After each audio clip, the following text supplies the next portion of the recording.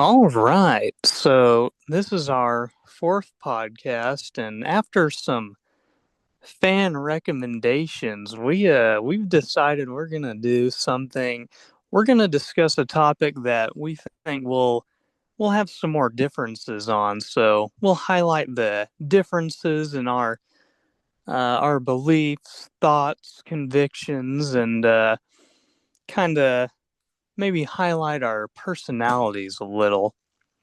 So the let me just start it off in how this is relevant for now. So as of February 2025, the Idaho House of Representatives has passed a resolution asking the Supreme Court to overturn Obergefell v. Hodges. Morning, the state of Idaho is moving ahead with a request to get the U.S. Supreme Court to reconsider its ruling on same-sex marriage. The state's Republican lawmakers passed a petition calling on the high court to overturn Obergefell versus Hodges. That's the case that led to the legalization of same-sex marriage across the country 1 decade ago.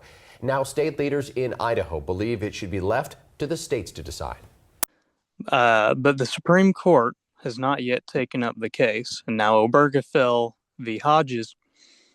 That's the landmark case that gave gay people the right to marry in every state. Also, this month, Trump signed an executive order banning transsexuals from women and girls sports. So, with these issues coming under further national scrutiny, I wanted us to opine on the matters of transsexuality and homosexuality alike. So let's start with the homosexuals. And I have a quote, since, on our logo, our, uh, our thing says the political playbook, politics, culture, and philosophy. But lately it's been mainly politics, current events. I think this one will be more culture and philosophy. So let me give a quote from philosopher Arthur Schopenhauer. This is from his book on women. So, only the male intellect, clouded by sexual impulse, could call the undersized, narrow shouldered, broad hipped, and short legged sex the fair sex. So, what he's saying there is that actually men are the fair sex and that women are the ugly ones. And uh but we can't tell because we're men and we have hormones that don't let us think rationally. And so with that, I'd like to say I kind of agree with Mr. Schopenhauer, and I believe that I've kind of grown a nuanced take on homosexuality. I think the homosexuals have a point. Women are a little icky. So why what do you think? Are men or women the fairer sex? I guess it depends on what you would mean by fairer sex. I'm not too familiar with this philosophy nomenclature, so I would have to say, just based off like my default settings, I would consider the female of the species the fairer. But what do you mean by that? Like, can I just get like a clarification definition? Because maybe I don't agree with that. Well, if you think about it, like take a lion and a lioness. So the lion has the big, beautiful mane. The lioness is just kind of there for breeding.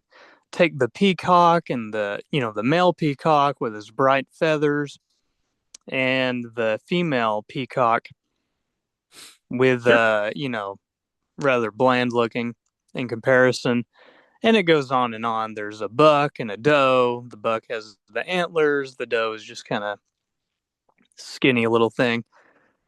All that to say, you know, in society, we treat women as though they're the most beautiful thing in the world. But if an alien of a similar intellect to us were to come down in a UFO and gaze upon the sexes, they would readily determine that the males are the more beautiful sex. And you think that they would be correct. Yeah, yeah. Interesting. Okay, Well, because why? have you ever seen like a pregnant pit bull? Yeah, sure. And you know how like there's like six boobs or whatever, so like Hmm. it's kind of fat and it's kind of like the boobs are hanging everywhere. It's kind of gross. Right. Well, if we didn't have hormones to guide us to make us believe that uh those features were desirable, we would be repulsed by that stuff. Yeah, I guess sure. Yeah, yeah. There's a if we hadn't evolved to be attracted to those things. Well, actually, no. I think it works the other way around. I think that we're hardwired to like those things. Therefore, those things become more pronounced in our species. Right? Oh yes, yes, I think you're right. Yeah. Well, let's move on to the next one. You want to move on? You want to Yeah, move on sure. to? Yeah. I just Okay. I don't I know. thought that would, I thought that would get a rise out of you when I said that men are. Well, yeah. Let me just go ahead and give you what you want. Then, I think that what you're saying is a little ridiculous. Like you're saying that what because men can lift more weights, what we're more valuable. I just meant, in terms of the fairer. Yeah, I was being charitable towards the gays. What? What do they have to do with any of what you just said? Like, Well, because they like dudes. so I don't understand. That disqualifies them from being, even from your own view of the fairer sex. You can't be a part of the fairer sex if you're homosexual. Well, no, that's not what I was saying. I was saying I was defending them in a way. I was like, oh, well, if you see, men are, Wait, so you're saying that we would all be gay? if it were not for evolutionary hormonal factors totally outside our control. No, I think it's a fair point. I think what Schopenhauer is saying is fair. Okay, so what you're saying is that because what that we should be all gay? Is that what you're saying? Because men are the superior sex? Well, no, I'm just saying they got a point. That gays have a point. Is all I'm saying.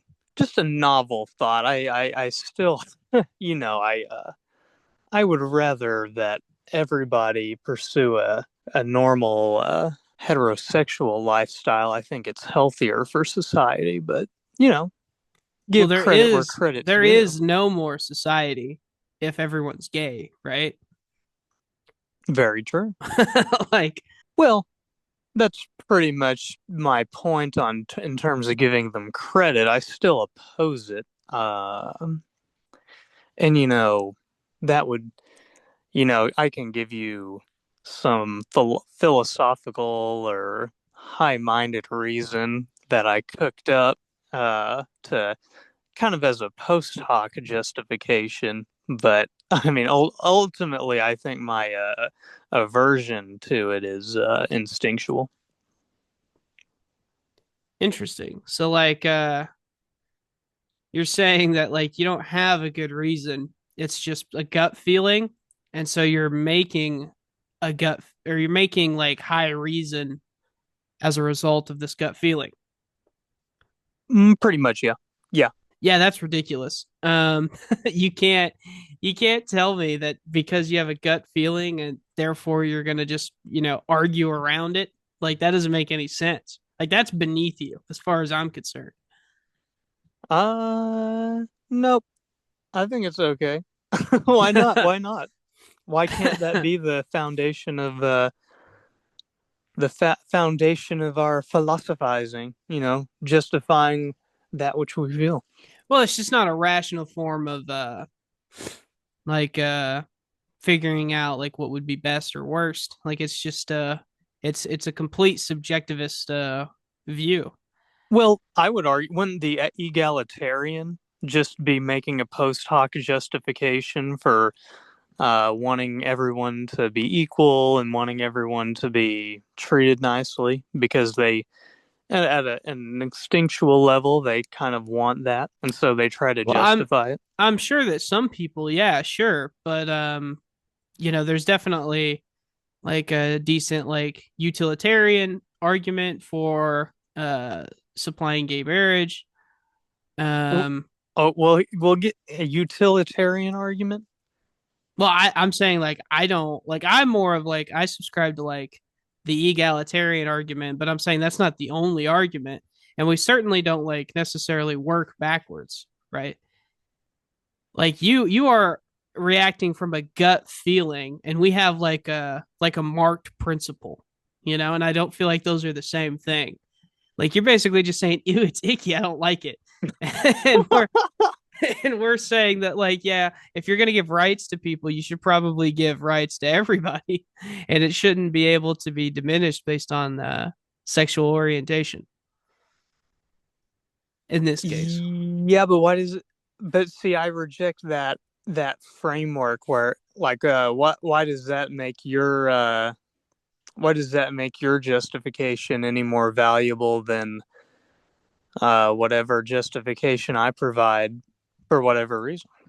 Well, I could probably concede that it doesn't make my justification any better than yours. We're all working from a bit of subjectivism here, right? So, like, unless you're arguing for like divine command right now, but it doesn't sound like that because you just said it was like a gut feeling, right? Oh yeah, well, I try to avoid the divine command arguments because I don't find them very compelling. I guess if I were to extrapolate on the like gut feeling level, if something feels wrong, then perhaps that's indicative that it is wrong, and so that leads to the gut feeling, or perhaps of the conscience telling you to do otherwise. For example, if I were to go into the bathroom and there was like poop on the edge of the toilet, you know, I would be rightly disgusted by the idea of, picking up the poop and putting it in my mouth or something. And, that's just like an instinctual, like, yeah, that's my biology saying you should not eat poop because on some level, my body knows that it would be bad for me. It has a foul odor. It has a unsightly, poop has an unsightly look to it. Therefore, I know it is bad. Okay, but here's the thing: like, what if somebody saw that and they saw like something that like appealed to their senses, so they thought that it would be okay to touch, okay to feel, like if they felt that way, and the reason I'm saying that is because you know like so some people may have like a gut reaction like you do and say that it's bad, but there are people who have a gut reaction and have no feeling. Well, clearly it's not bad to them by your justification, right? And then what about the people who have a gut reaction that it's good and we should promote this? Actually, there should be more of this. Well, I would say that if they picked up a piece of poop and ate it and said, yummy, I would say, hey, that guy's kind of like crazy. I don't know. I would say he's crazy, you know? Yeah, maybe with poop, but what about like areas like homosexuality?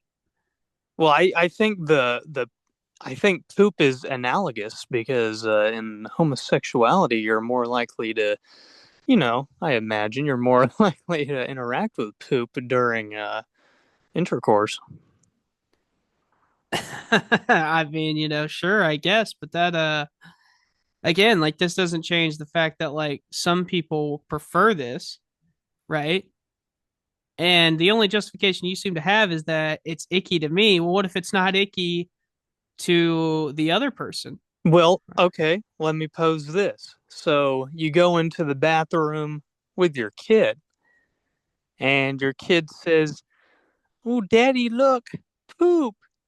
And so he picks up the poop and puts it in his mouth and eats it, well, you would rightly say, get that out of your mouth. Get that poop out of your mouth.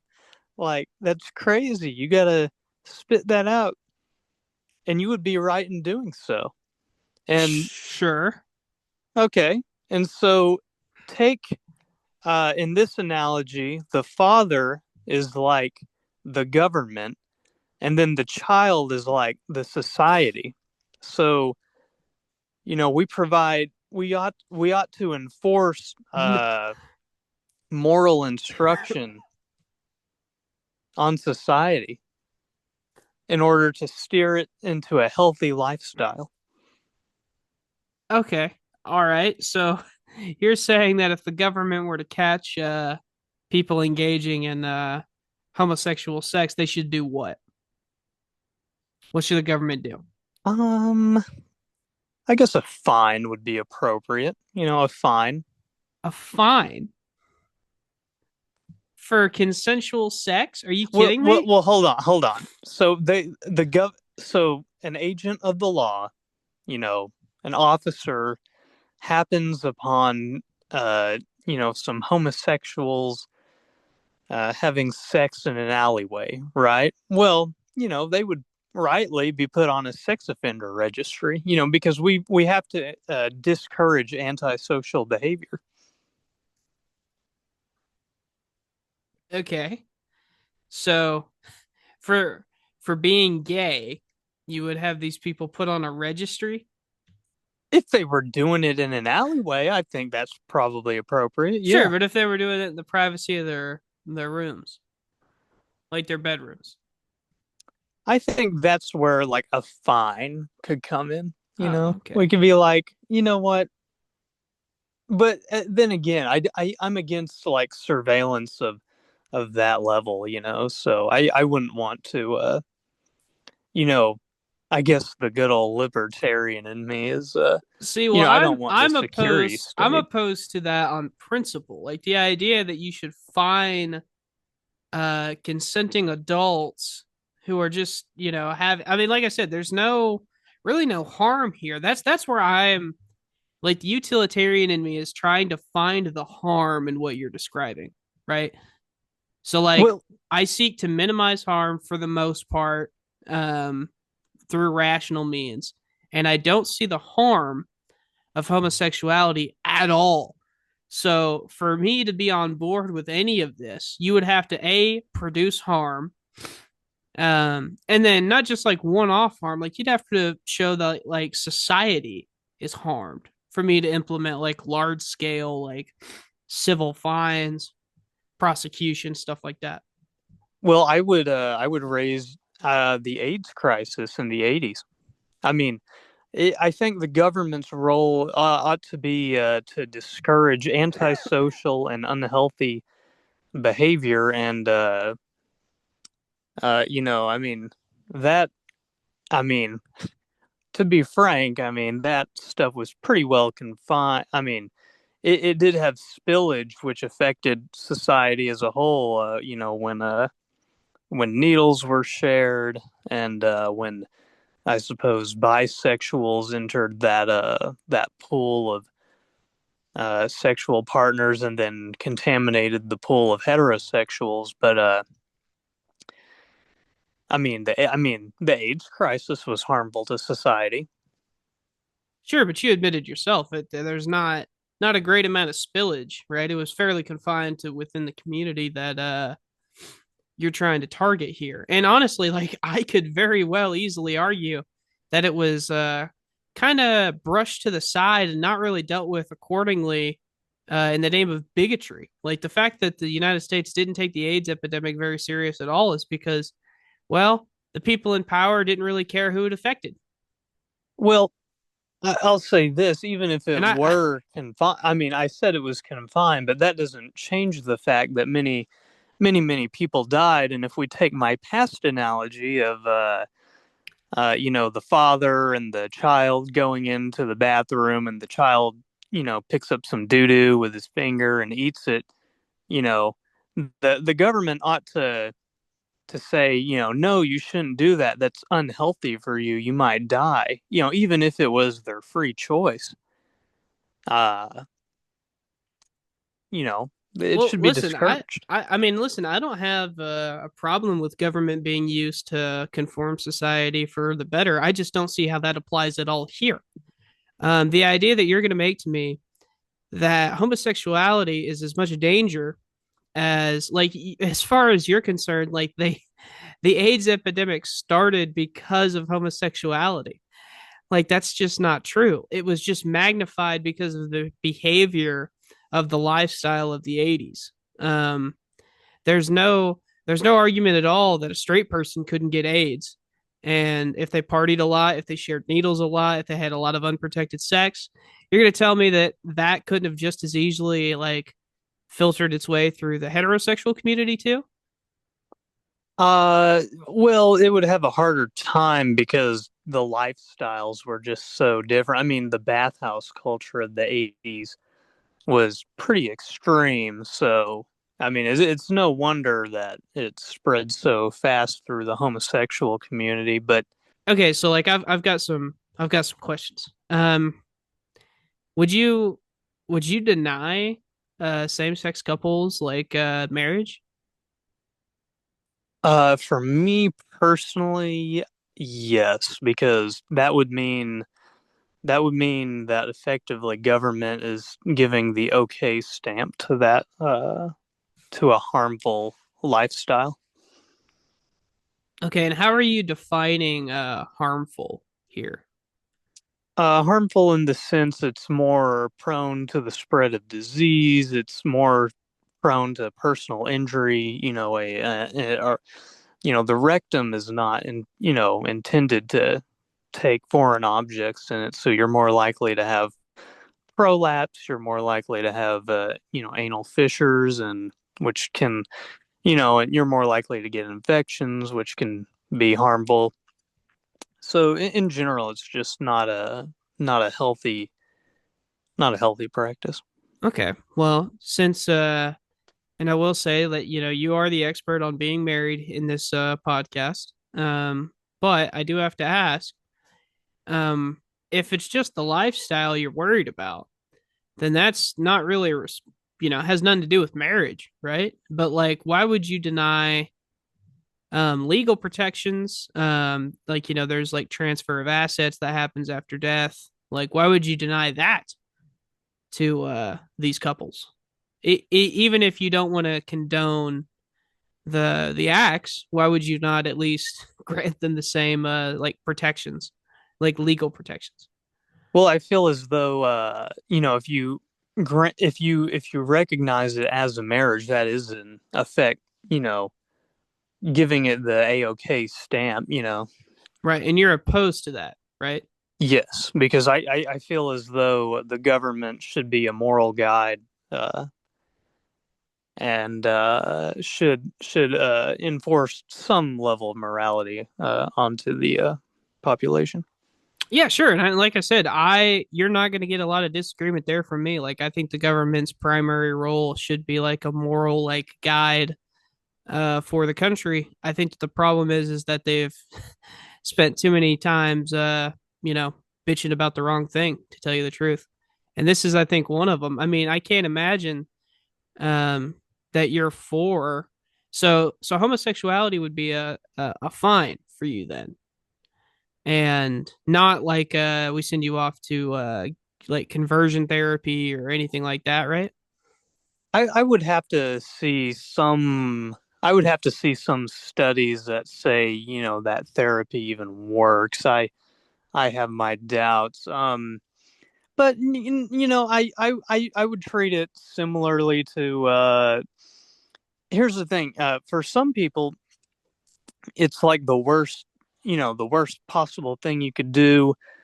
Whatever. I think it should be discouraged. More so than uh we ought. I think I believe in discouraging the drinking of sugary drinks. RFK, for example, is proposing taking away the ability of SNAP recipients to use, their food stamps to purchase Mountain Dew or Diet Coke. I'm okay with that because it'd probably be better for the poor people. In the same way, but to a slightly more serious degree, I think we ought to discourage sexual deviancies because they're prone to, uh, you know, unhealthy outcomes. Yeah, but these unhealthy outcomes, they don't really have much to do with you, is I guess the problem that I have here. Like I really don't see a significant enough of a harm here to justify any sort of like going backwards, regressing our society. I mean, and plus there's no public support for what you're saying either, right? Like there is no massive movement to end gay marriage anymore. I mean, that's kind of dead, you know?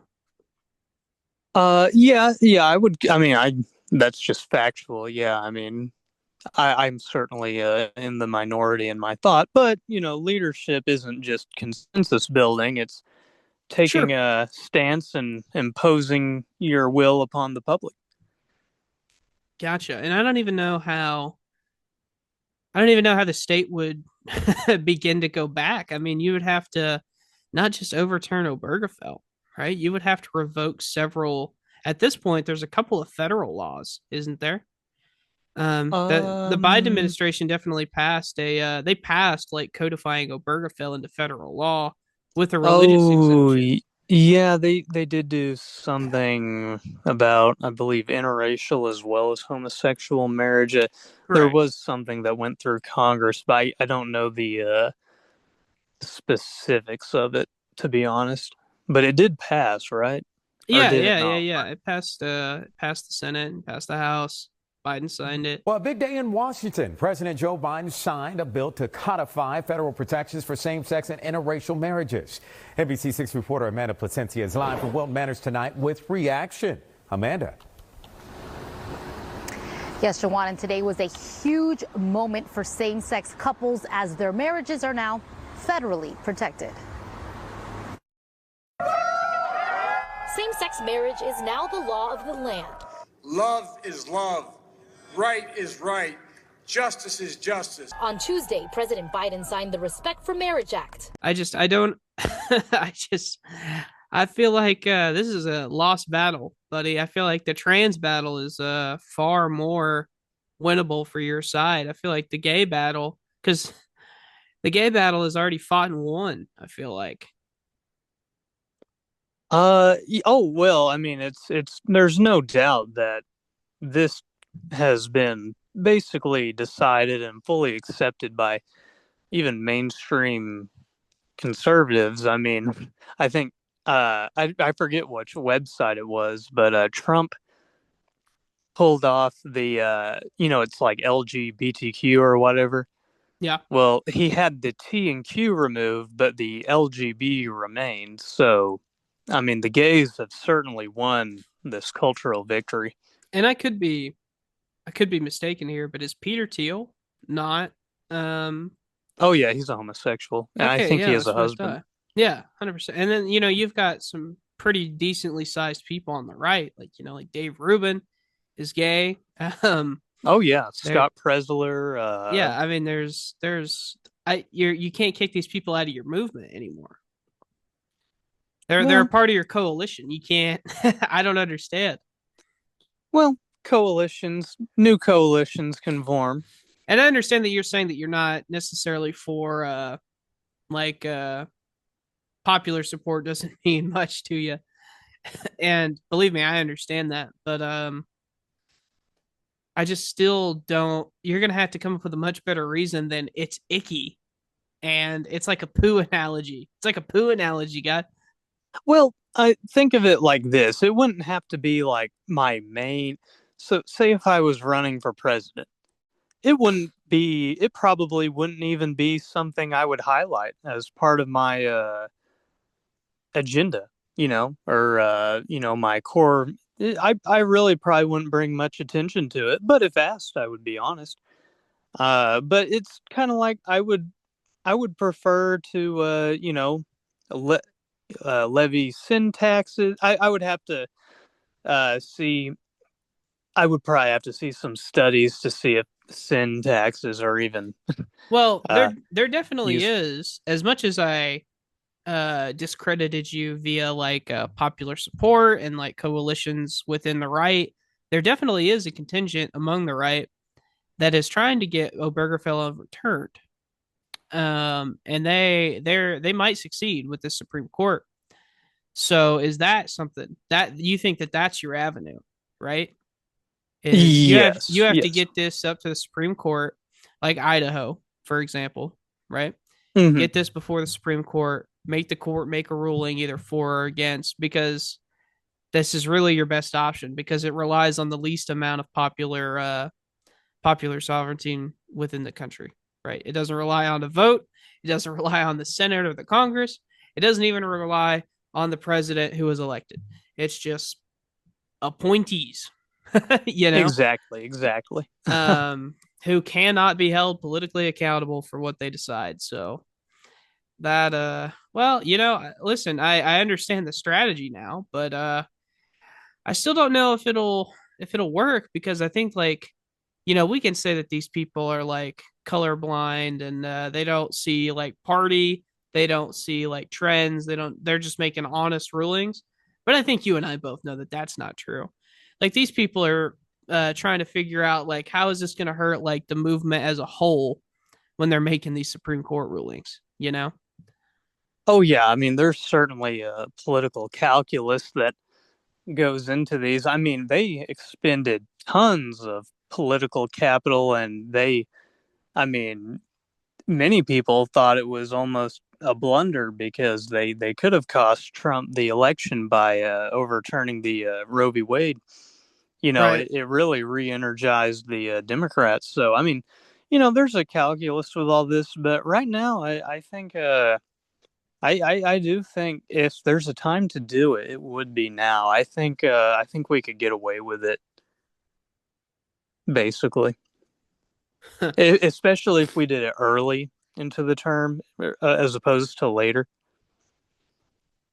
Well, yeah, if you do it later on into the term, you're just going to allow more like coalitions against you to form, and that will not be good. Like the LGB segment of Trump's coalition will not stand for it. Like it's too big of a part of their identity, so they will hop over to the Democratic side, which is the side that was fighting for them all along. Um, Yeah. you know, as minimal as it might be, I'm not trying to say that the Democrats were champions for homosexual rights. And in fact, quite the opposite. I mean, as you know, Barack Obama very clearly ran on the idea that it is one man and one woman. Respect to gay marriage. I do not support gay marriage, but I support a very strong version of civil unions where I think the state has to recognize the same rights and responsibilities for gay people, same-sex couples, as they do for anybody else. Because the state is not a religious institution, and I believe in equal protection under the law, and so making sure that the right to transfer property, hospital visitation, non-discrimination, all those principles apply to same-sex couples, I think is important. In a marriage. And it wasn't until after the Supreme Court case came down that he was like, this is great, Yeah. This morning, the Supreme Court recognized that the Constitution guarantees marriage equality. In doing so, they've reaffirmed that all Americans are entitled to the equal protection of the law. That all people should be treated equally, regardless of who they are or who they love.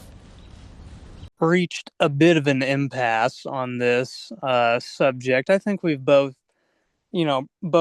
brought our thoughts to bear and have given the general outline of our beliefs on the subject. Given that this podcast, hits on philosophical issues as well, I'd like to, since we just got done talking about homosexuality and Schopenhauer, I'd like to talk about transsexuality and Aristotle and Thomas Aquinas.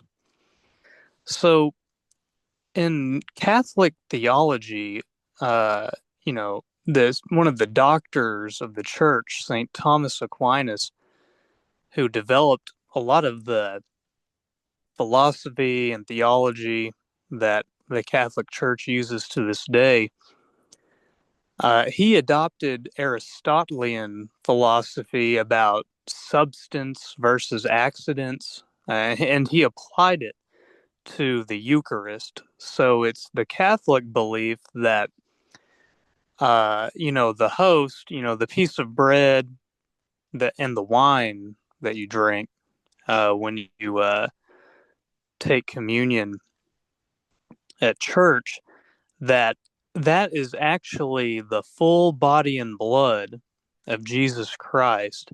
It's only and it's the full body and blood in substance, but the accident is that it has the texture, it has the color, the feel, the look, and the taste of unleavened bread.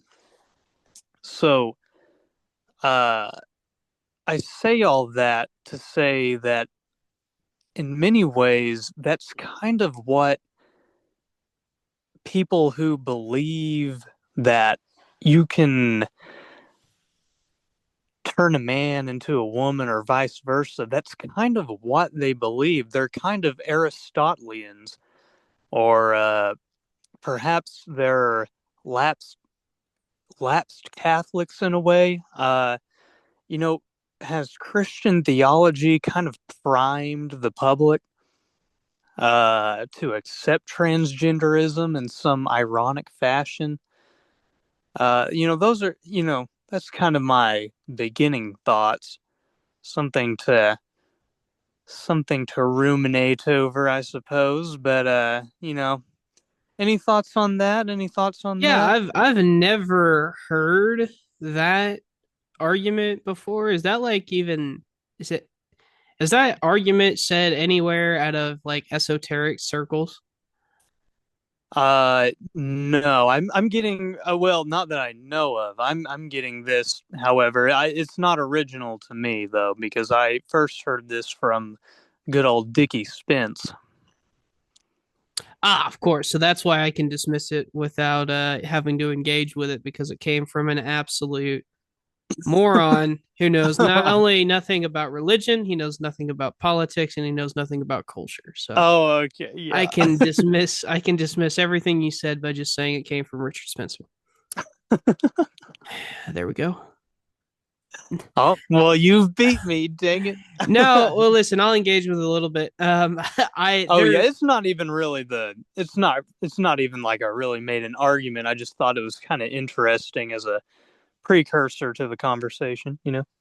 yeah, I just think it's a high bar to say that the Christians have like prepared society for this interpretation of gender norms because there's there's no way you're going to get an admission of that from the Christians. That's just not going to happen.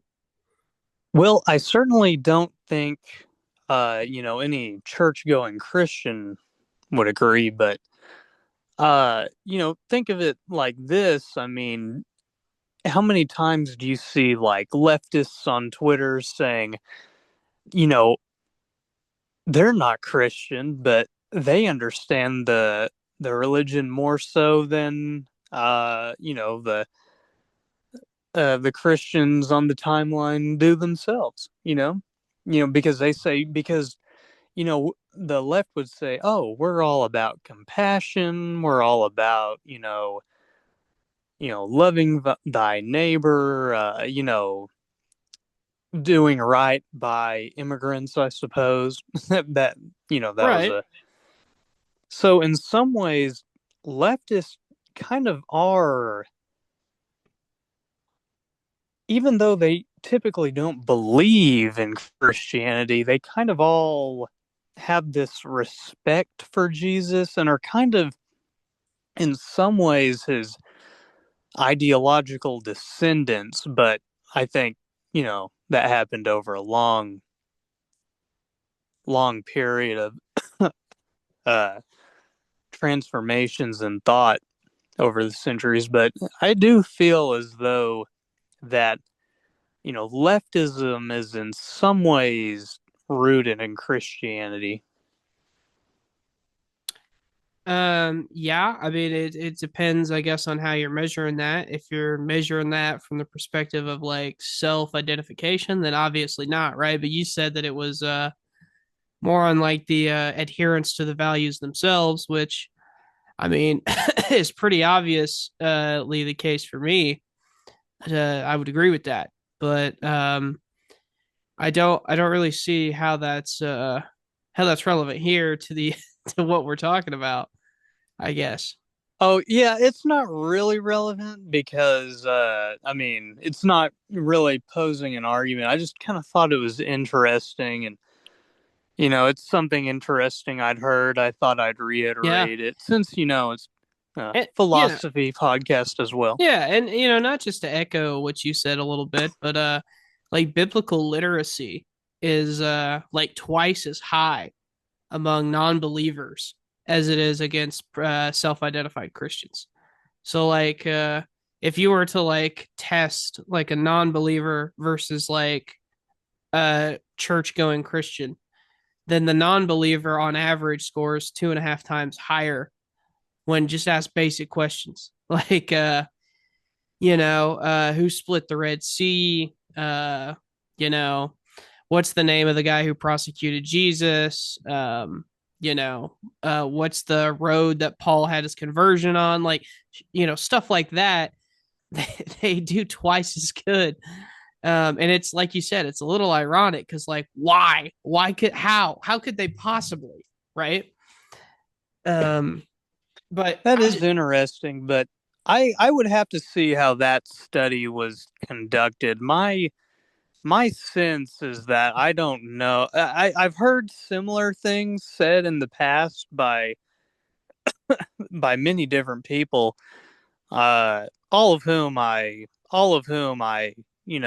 think are intelligent, yourself included. But I just I have trouble believing that. I mean, you're telling me that the average churchgoer, I think the average churchgoer probably has if you quizzed them on, what happened to Job, what happened to Jonah, just random like Bible story stuff. I imagine they would score far higher than some atheist or something.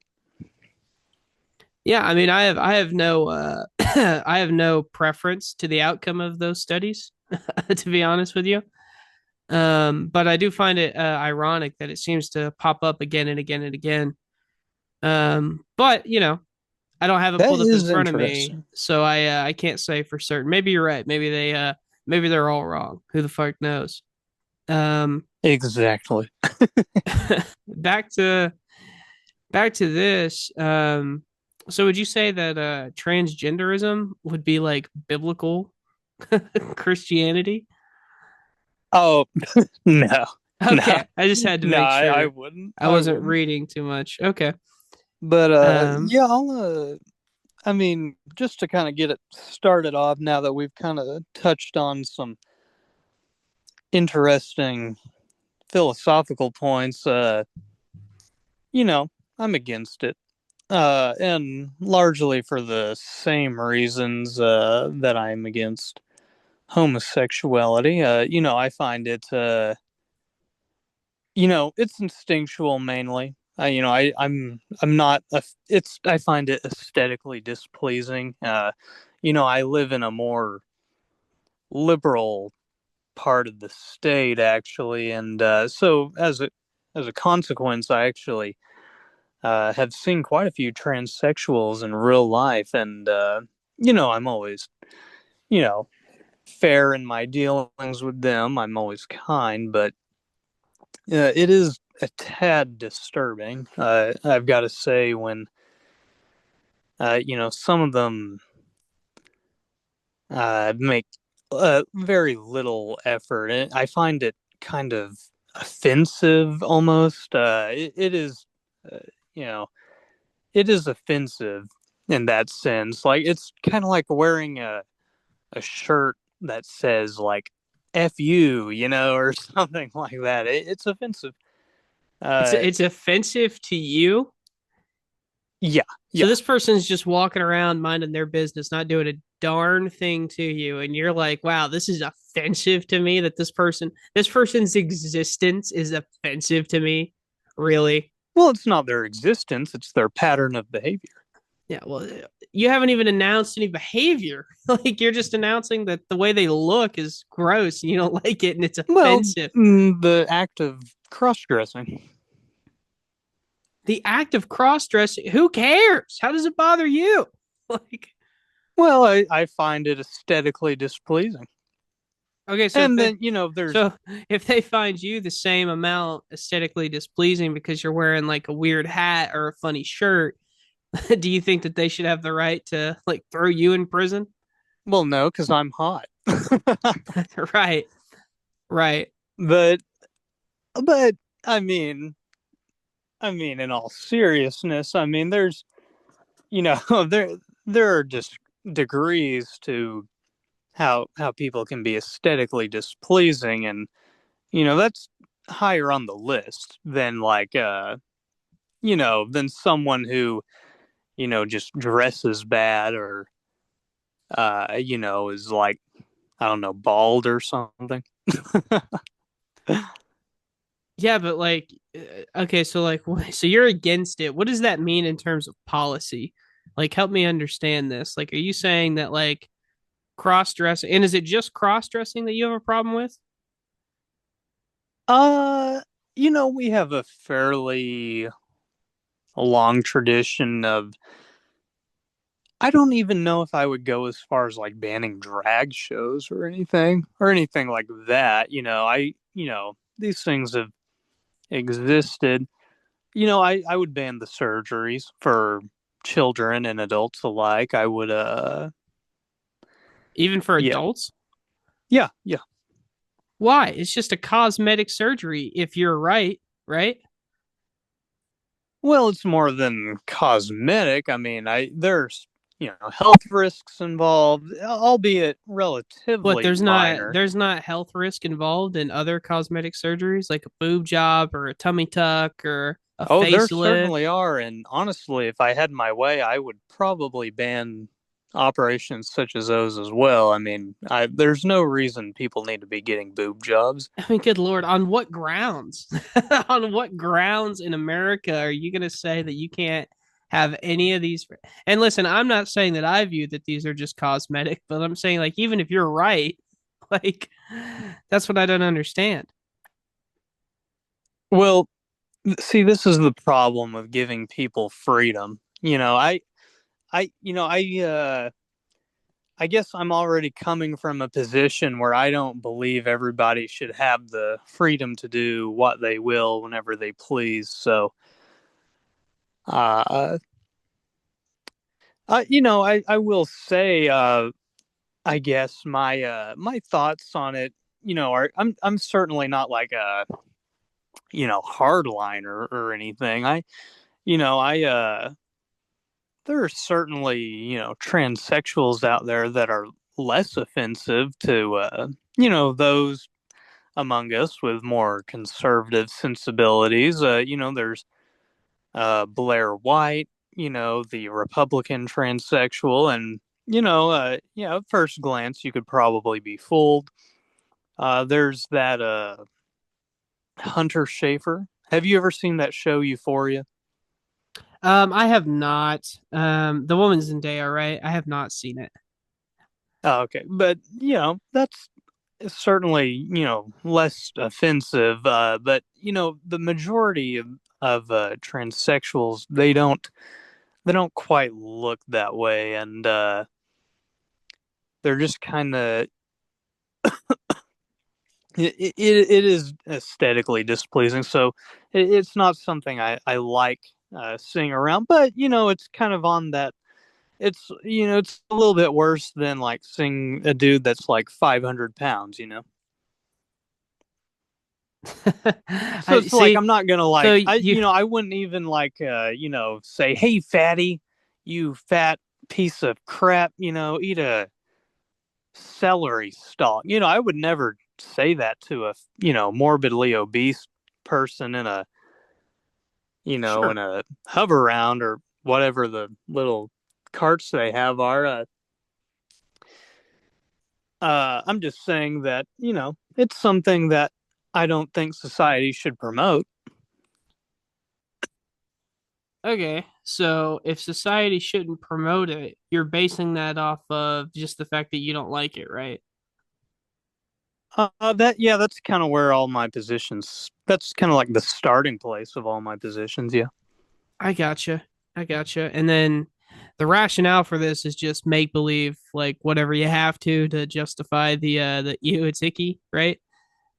Well, I mean, basically, but I mean, Okay. I think there is solid ground enough. I think I justify it well Well, no, enough. no, no, no. For the record, I believe that that's what 90% of people do in arguments. Like nobody's truly neutral on a position, and then they come to like, oh, look, I logicked my way into being pro or anti or neutral trans. It's not how people work. Yeah. You just at least have the balls to say like, yeah, I think it's gross.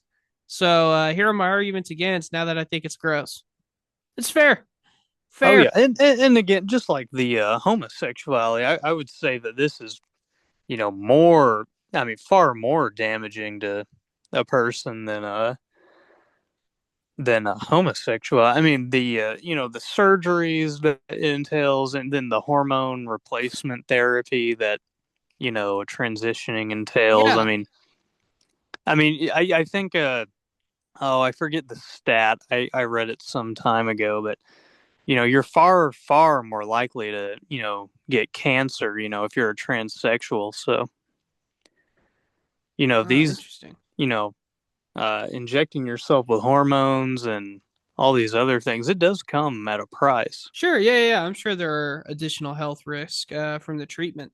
Sure. Yeah, yeah, that's fine. I understand that. And I guess just to give you my take, I mean, I'm definitely leaning on the pro side. I don't really have a major dog in my fight. I would say this is not even in the top 50 of my political issues. And I know that that's going to get me in trouble with my brothers and sisters on the left, but I don't really think that this should be a major political coalition we should be propagandizing around. I think, if anything, that we should move on to other stuff. But from the culture perspective, I could see why this would be something that you don't want to necessarily like promote, right? Um, Oh yeah, yeah. Well, and then from it, like you said, from the strategic point of view, and let me also say I would agree. I mean, in terms of things I really care about, I mean, does it even reach top 25? I would say no. Certainly sure. for me, and it in some ways it's a non-issue because it's so few people, but Right. when people see the stuff like that's just so, I guess, reality denying, when people see like their inclusion in like girls sports, and then you'll have some leftist or whatever try to gaslight you into thinking that, oh, they're just the same. It's like, well, obviously not.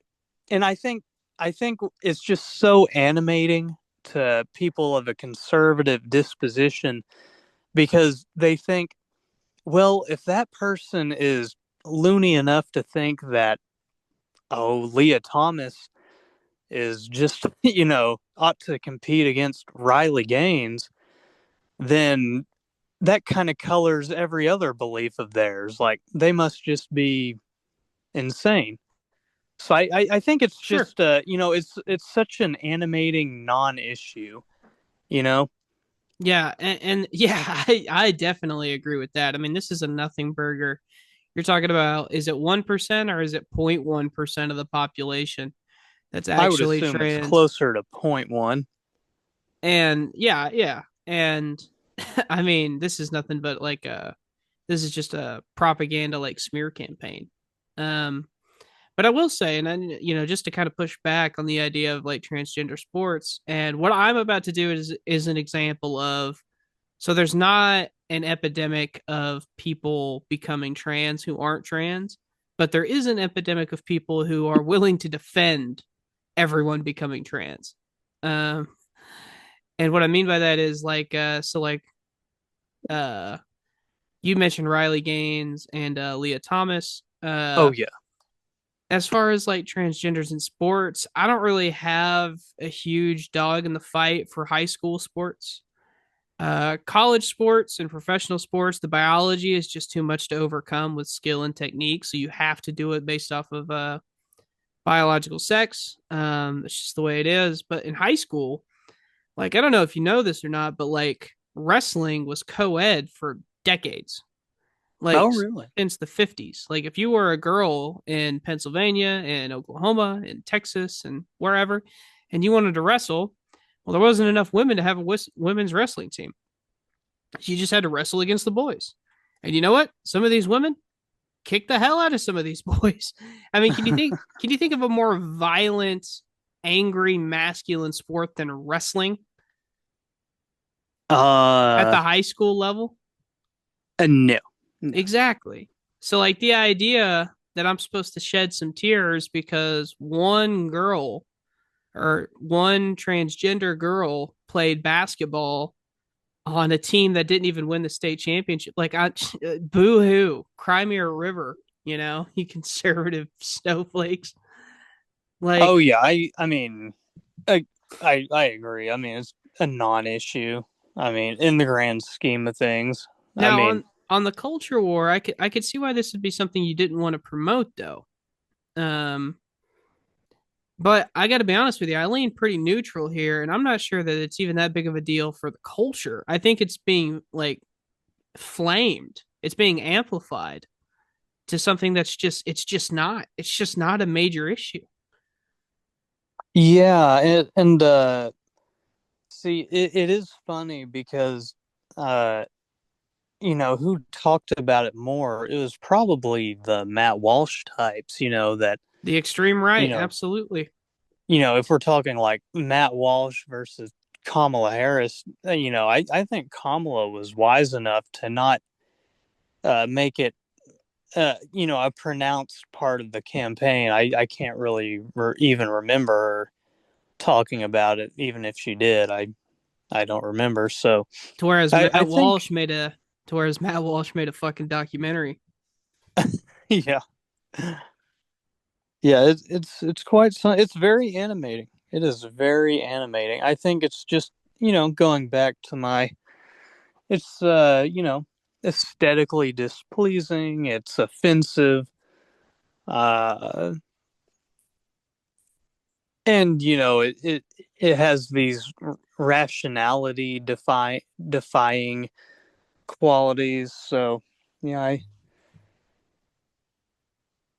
to yeah, nothing. I don't know if I have too much more. Are there any points you'd like to hit on it? Yeah, I mean, I just listen, like here's my like I guess summary, I guess, of my entire review, right? I think that this is, like you said and I've said, basically a non-issue. This is definitely an attempt by like the extreme wing of the right to punch down on one of the smallest and most vulnerable, marginalized groups in order to score some political points with their base, dude. I mean, this has nothing to do with defending children or protecting women's sports. Ooh, I mean, as usual, I mean, this is just a talking point cycle onto a hate group who can't possibly defend themselves because they don't have the political power. I mean, if these people were serious, they would put the interest of these transgender children and these transgender adults. They would put that at the top, and they would look at what the data shows for improving these mental health outcomes. Um, and the issue should be resolved between the children the parents, and a qualified doctor. Like the state should have no business in this matter other than supporting studies, with medical agencies to investigate the best effects, the best outcomes, like what's going to be best for everybody. And I just want to make my position very clear is if the data changes and the core medical agencies decide, hey, not affirming is in the best interest of the children and the adult transgenders, I would pretty much gladly change my mind because I think improving the outcomes for these people is what's in the best interest for everybody. So, Yeah, I would disagree because I would find, I'm more inclined to just say something is categorically a no-no. So I think with this, I would say, even, child and adult alike, I disapprove of, making unnatural hormonal changes to anyone. Uh, even if it promoted better outcomes for the kids or the adults.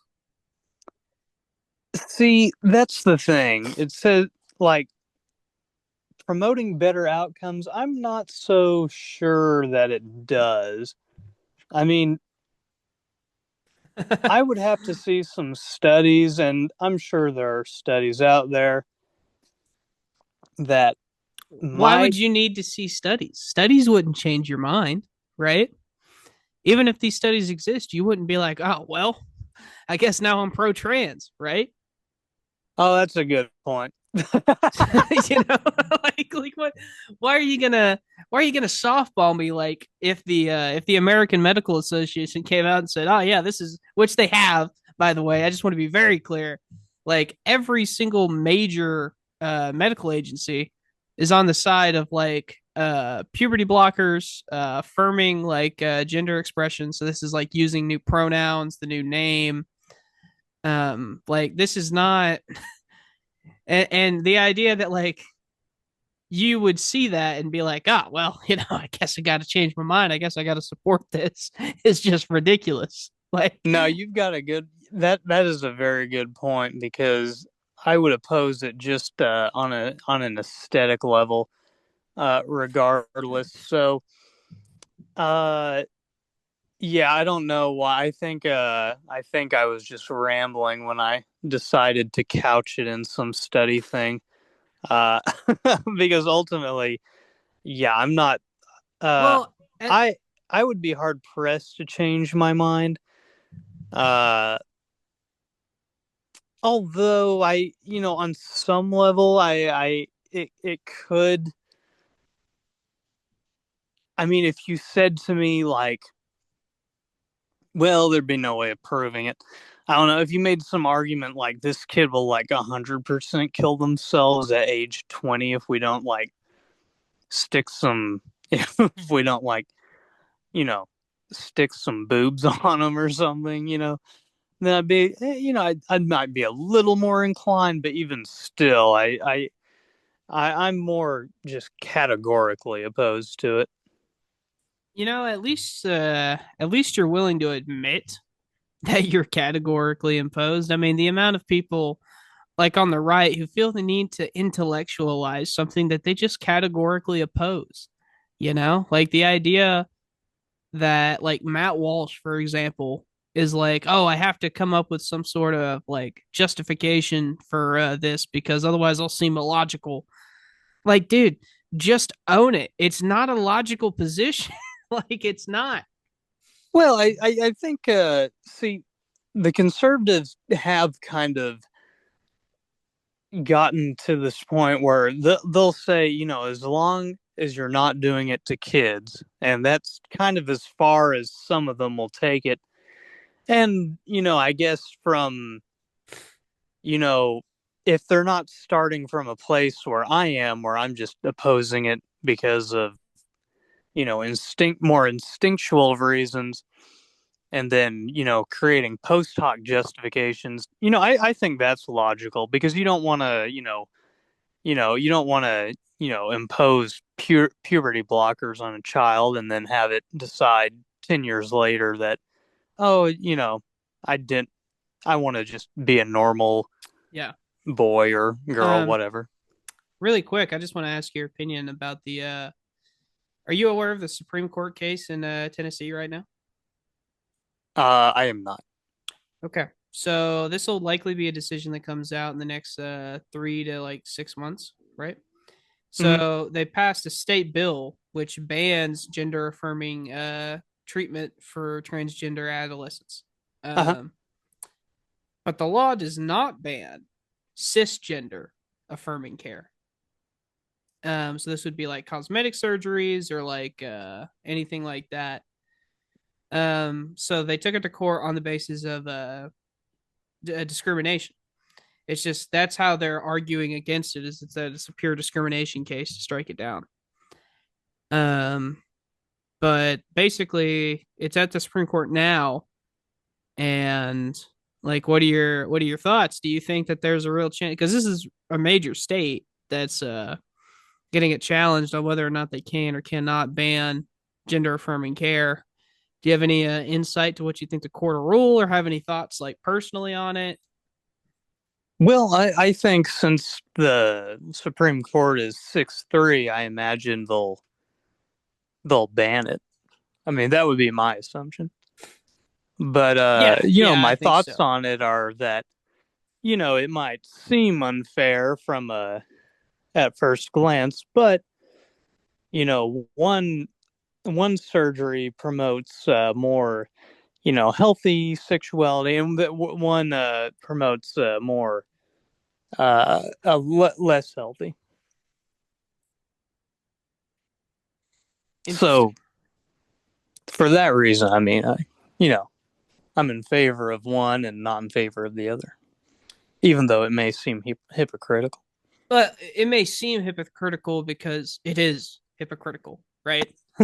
Like it's not that it seems hypocritical and then it's not, right? It's that it is, and well, what are you gonna do about it? I mean, that's kind of the world we live in right now, right? It's like, what are you gonna do about it? We have the votes. Get over it. Like, well, I guess you have any lasting thoughts as we wrap up here? Well, nothing really else is coming to mind, but I will say that, I think the culture is moving away from these things, and I think you know transgenderism is not popular anymore. It's kind of like the furthest we're going to allow liberalism to go. So I think for that's kind of the outer reach of liberalism. I don't think it'll go much further than that. I mean, because after that, what's next? I mean, I can't think of what sexual deviancy is next after that. Uh, so I think the conservatives are winning this one, and I'm happy for it. Yeah, maybe. I mean, who knows?